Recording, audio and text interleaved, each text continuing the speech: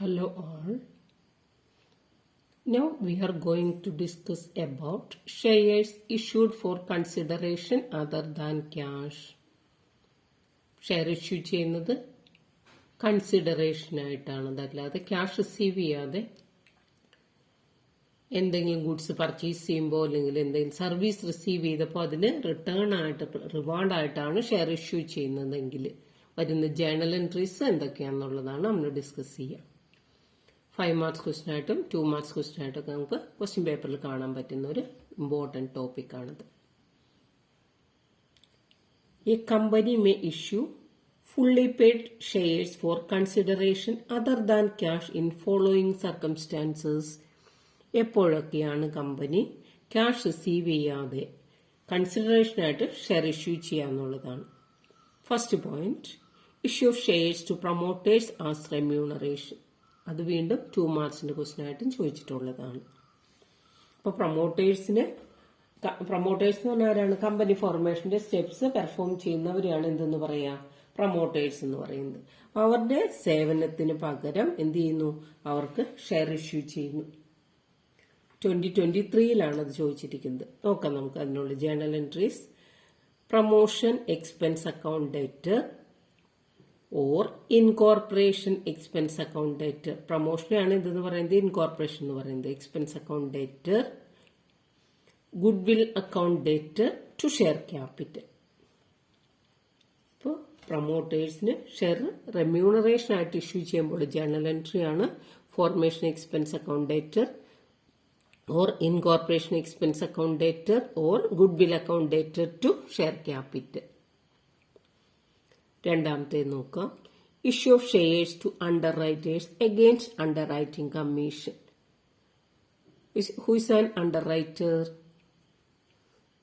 ആരാണ് under writer എന്ന് പറഞ്ഞാല്, ഒരു കമ്പനി ഇഷ്യൂ ചെയ്യുന്ന സെക്യൂരിറ്റീസ് പർച്ചേസ് ചെയ്യാം എന്ന് എഗ്രി ചെയ്യുന്നവരെയാണ് ഇതെന്ന് പറയാ അണ്ടർ റൈറ്റേഴ്സ് എന്ന് പറഞ്ഞാൽ.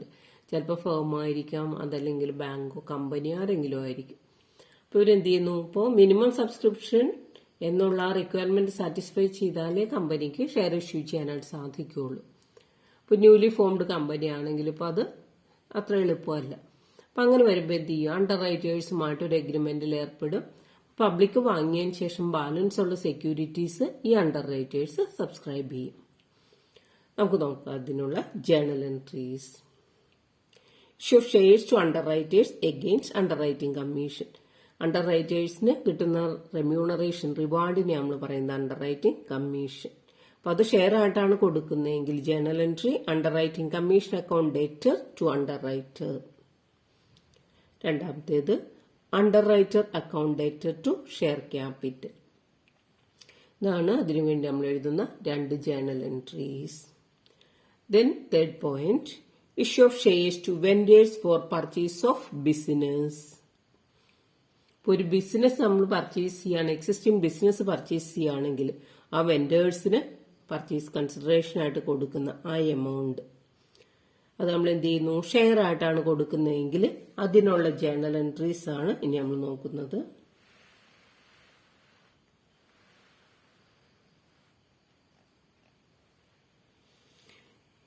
Issue of shares to vendors for purchase of business.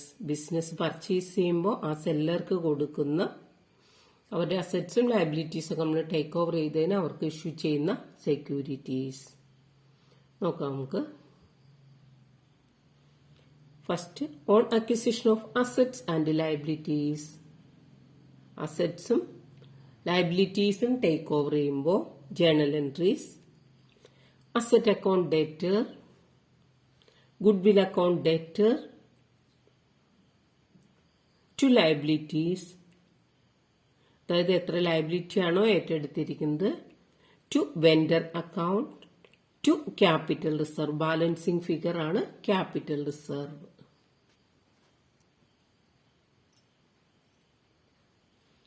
അപ്പൊ നോക്കുക, അസറ്റ്സും ലയബിലിറ്റീസും പർച്ചേസ് ചെയ്യുമ്പോൾ ഉള്ള ജേണൽ എൻട്രി നോക്കുക. Asset account debtor, goodwill account debtor എന്ന് പറഞ്ഞാൽ, ഗുഡ്വിൽ അക്കൗണ്ട് ഡേറ്റർ എന്ന് പറഞ്ഞാൽ ബാലൻസിംഗ് ഫിഗർ കിട്ടിക്കഴിഞ്ഞാൽ അതാണ്. അതായത് ഡെബിറ്റിലാണ് നമുക്ക് ബാലൻസിങ് ഫിഗർ വരുന്നതെങ്കിൽ അത് നമ്മൾ ഗുഡ് വില്ലിന് കൊടുക്കും. ക്രെഡിറ്റിലാണ് കിട്ടുന്നതെങ്കിൽ എന്തെഴുതും? ക്യാപിറ്റൽ റിസർവ് എന്ന് എഴുതും. Asset account date agreed value of asset. പിന്നെ നമുക്ക് വരുന്നത് ടു ലയബിലിറ്റീസ്, എത്ര ലയബിലിറ്റി ആണോ ഏറ്റെടുത്തിരിക്കുന്നത്. ടു വെൻഡർ, അയാൾക്ക് എത്ര രൂപയാണോ കൊടുക്കേണ്ടത് അതാണ് ടു വെൻഡർ, വിൽക്കുന്നയാള്. അതായത് പർച്ചേസ് കൺസിഡറേഷൻ നമ്മൾ എഗ്രി ചെയ്തിരിക്കുന്ന എമൗണ്ട്. ഇനി ബാലൻസിങ് ഫിഗർ ഡെബിറ്റിലാണ് വരുന്നതെങ്കിൽ നമ്മൾ എഴുതും ഗുഡ് വിൽ അക്കൗണ്ട് ഡേറ്റ്. ക്രെഡിറ്റിലാണ് വരുന്നതെങ്കിൽ എന്തെഴുതും? ക്യാപിറ്റൽ റിസർവ് എന്ന് എഴുതും.